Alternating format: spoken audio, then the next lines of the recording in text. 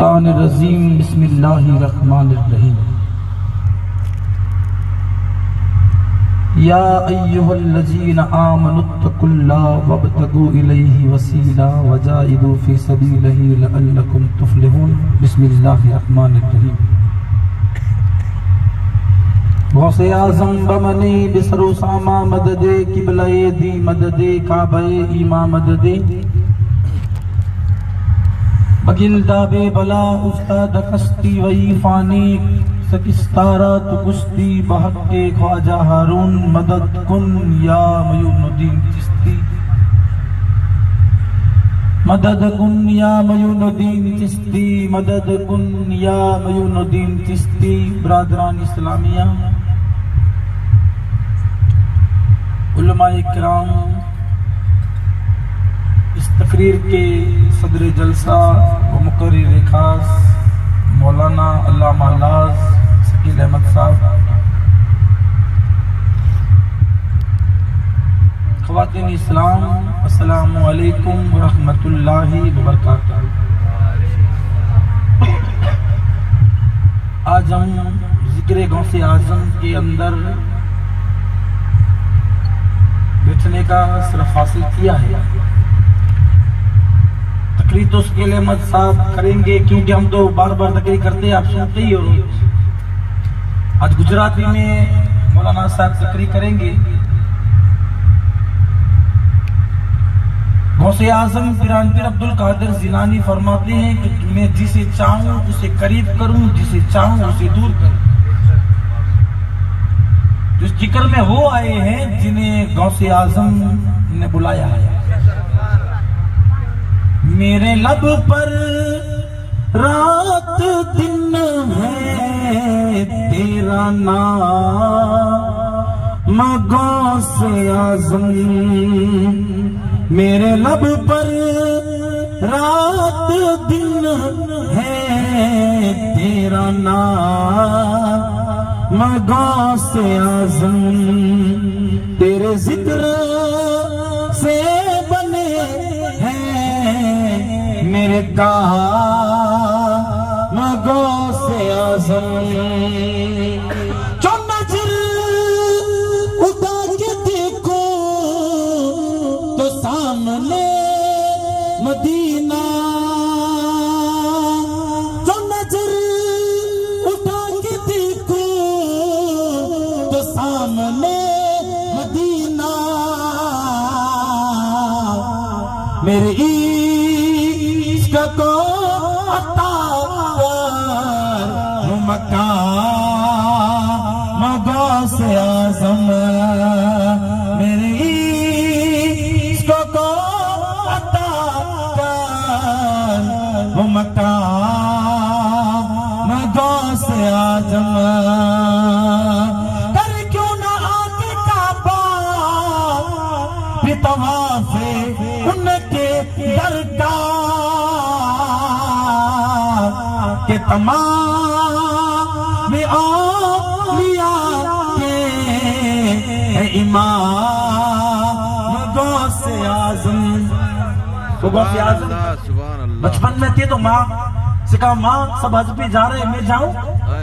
तो माँ ने कहा, बेटा अभी नहीं जाओगे, अभी नहीं जाना, क्योंकि गौसे आज़म माँ की फरमादार थे। तो गौसे आज़म अब्दुल कादिर जिलानी के माँ ने फरमाया कि नहीं जाना बेटा। तो गौसे आज़म उस काफिले वाले से फरमाते हैं, आप जाओ, मेरी अम्मा ने, मेरी माँ ने मुझे मना फरमाया, आप जाओ, मैं नहीं जाऊं, मैं नहीं चलूंगा, माँ ने मना। तो गौसे आज़म पीर अब्दुल कादिर जिलानी दरवाजे पे खड़े, ये काफिला रवाना हो गया और गौसे आज़म अपने दरवाजे से काफिले वाले को देख रहे और अपने घर की छत पे चढ़ गए और अपने छत से गौसे आज़म पीर अब्दुल कादिर जिलानी काफिला वाले को देख रहे हैं और काफिला नजर ना आया तो गौसे आज़म के आंखों में आंसू आ गए, रोने लगे और आंसू आए और रोने लगे। फरमाया, या अल्लाह, काफिले वाले रवाना हो गए और मैं रह गया। ये रवाना हो गए और मैं रह गया तो अल्लाह को अदा पसंद आ गई। अल्लाह तबारक व तआला ने गौसे आज़म के घर से ले तक खाने का तक कितने समंदर थे, कितने पहाड़ थे, हाजत थे, अल्लाह ने सबको हटा दिया और गौसे आजम ने अपने घर से खाने काबा का दीदार कर लिया। अपने घर से गौसे आजम ने खाने काबा को देखा। वो जाने वाले तो गए, 2 महीने पहुंचेंगे, मगर गौसे आजम ने अपने घर से खाने काबा को देखा। और गौसे आजम खुद फरमाते हैं कि बचपन में तो मेरे घर से मैं खाने काबा को देखता था, आज तो विलायत का मकाम इतना बुलंदी पे है कि खाने काबा मेरे घर का तवाफ कर रहा है। आज तो विलायत का मकाम इतना बुलंद है, करे क्यों न आके काबा पे तवाफ उनके दर का, के तमाम औलिया के इमाम गौसे आजम, के तमाम औलिया के इमाम गौसे आजम। मेरी मुश्किलों में आकर कभी मुश्किलें न तेरी, मेरे काम आ गया है तेरा नाम गौसे आजम, मेरे काम आ गया है तेरा नाम गौसे आजम। फरमाते हैं कि मेरा मुरीद कोई भी दुनिया की कोने पे हो और शेर जबड़ा मुंह खोल दे और शेर के जबड़े में चला गया हो और मुझे याद करे, तो वो मैं गौस हूँ कि शेर के जबड़े से उसे वापस निकाल दूं। वो गौस, वो गौसे आजम, माँ के पेट में भी वली, मादरे जात वली। जब अल्लाह के रसूल मेराज पे गए तो अल्लाह के रसूल मोहम्मद रसूल अल्लाह को खास काबा और अजला तक पहुंचाने वाली रूबी गौसे आजम की, अल्लाह की बारगाह में गौसे आजम जब हुजूर को पहुंचाया तो अल्लाह से कहा, मेरे आका मोहम्मद रसूलुल्लाह सल्लल्लाहु अलैहि वसल्लम ने, या अल्लाह ये कौन सी चीज है जो मेरी आंखों को ठंडक पहुंचा रही है? तो अल्लाह फरमाता है, मेरे महबूब ये अब्दुल कादिर जिलानी की रूह है जो आपकी नस्ल में पैदा होगा, तो आपकी नस्ल के अंदर पैदा होगा। मैं वक्त न लेते हुए एक वाक्य करके मैं तकरीर पूरी कर दूं। गौसे आजम का मकाम क्या है? अल्लाह के रसूल फरमाते हैं, मन जार कबरी बदलहु सफातही, अल्लाह के रसूल फरमाते हैं जिसने मेरी कब्र की जियारत की उसमें सफात वाजिब। और गौसे आजम फरमाते हैं जब बगदाद की गली से निकल गया उस पर मेरी सफात वाजिब, जो मेरी बगदाद की गली से निकला उस पे सफात वाजिब। आपने सुना होगा, इंटरव्यू में पढ़ा भी होगा कि अमेरिका की एक बड़ी हीरोइन थी मेरी सिल्टन, जिनका नाम था मेरी सिल्टन, जो बड़ी बड़ी सीरियलों में आती थी, अमेरिका की है। जब ये जंग लड़ाई हुई बगदाद शरीफ के अंदर, सद्दाम हुसैन की लड़ाई हुई और लड़ाई पूरी हो गई, खत्म हो गई लड़ाई खत्म हो गई। तो मेरी सिल्टन को ऐसा लगा कि मैं बगदाद जाऊं और बगदाद पे जाऊं और बगदाद का हालात देखूं, बगदाद का हालात कैसे है। कह रहे कि बम ब्लास्ट हुआ, हजारों आदमी मर गए, यतीम हो गए, कितने बेवा हो गए।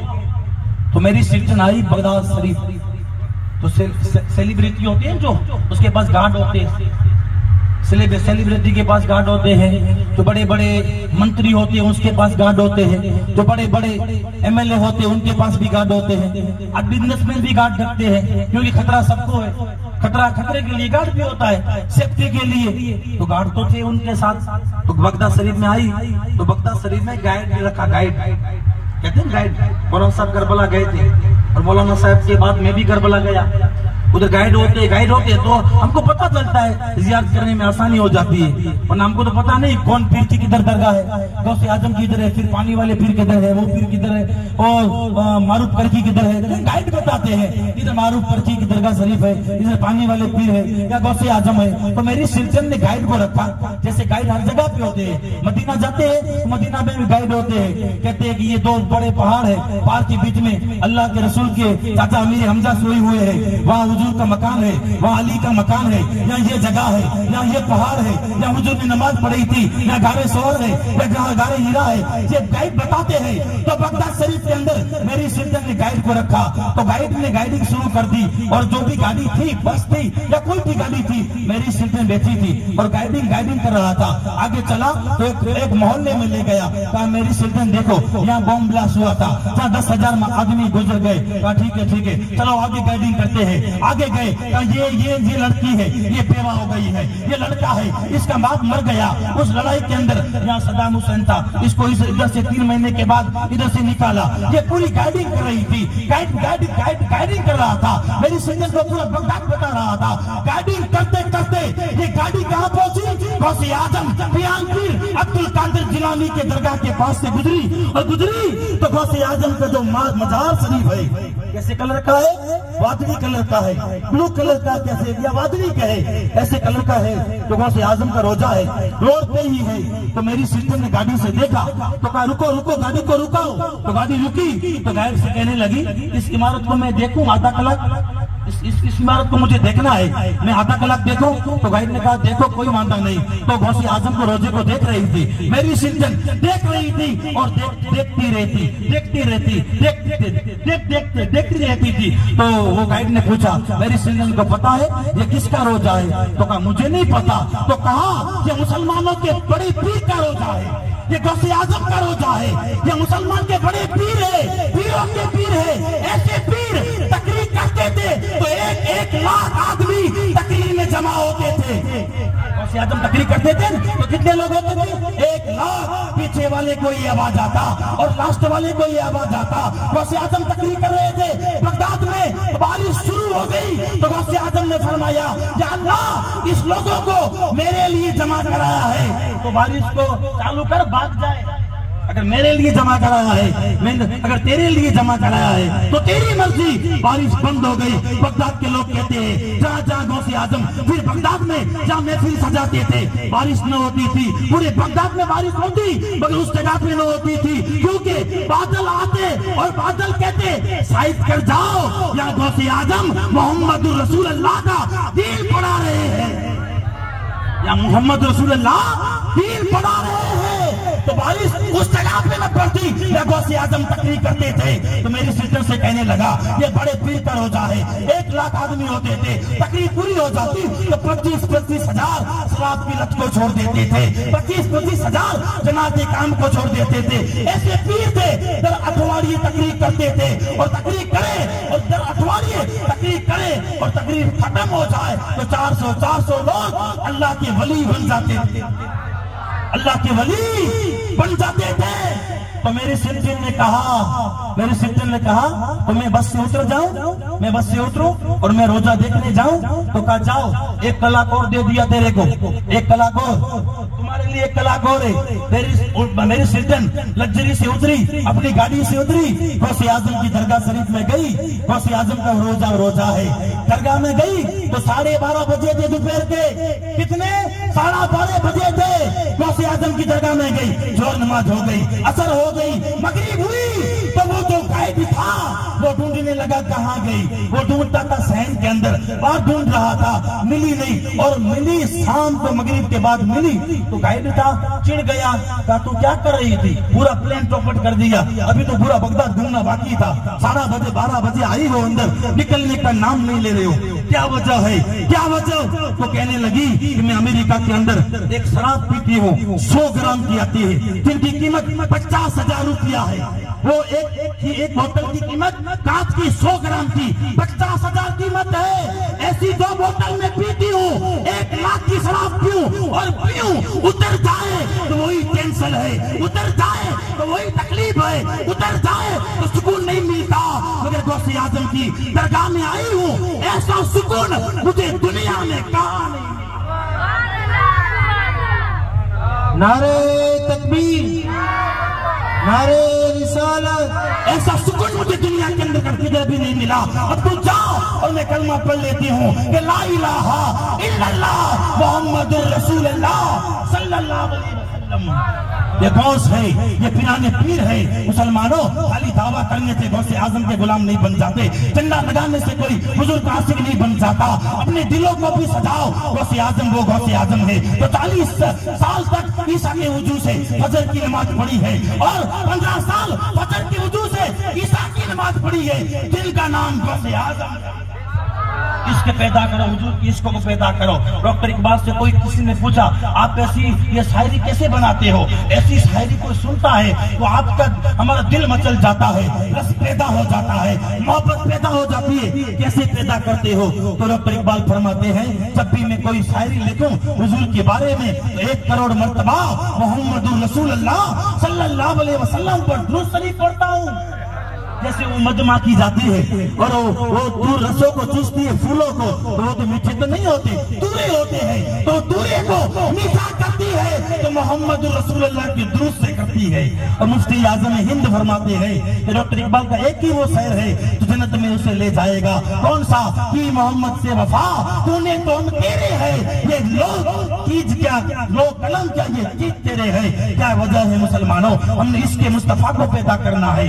इसके पैदा करो, उनकी जाम में जम आके शीशा है बदन मेरा, बदन मेरा उनकी बंद मुट्ठी में सारा बातपन मेरा, उनकी बंद मुट्ठी में सारा बातपन मेरा। आशिक नबी हूँ मैं, वारिस अली हूँ मैं, आशिक नबी हूँ मैं, वारिस अली हूँ मैं हो न पाएगा असर तक कफन मेरा, कफन मेरा मेला हो न पाएगा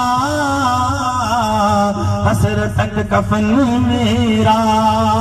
अर्ज गंग मेरी है हिताए जमन मेरा,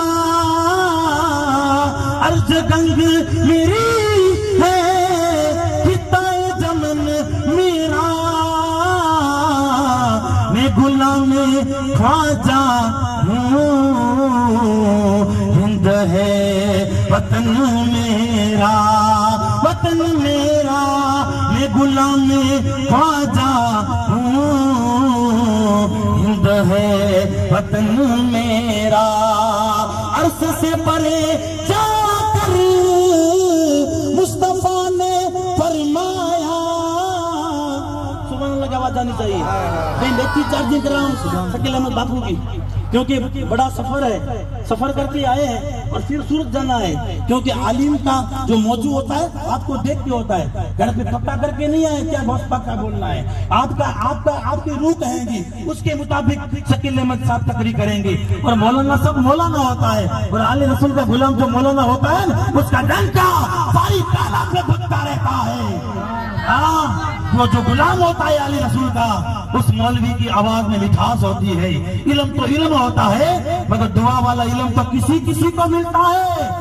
अर्श से परे जाकर मुस्तफा ने फरमाया, ये जमी भी मेरी है और ये गगन मेरा, गगन मेरा। ये जमी भी मेरी है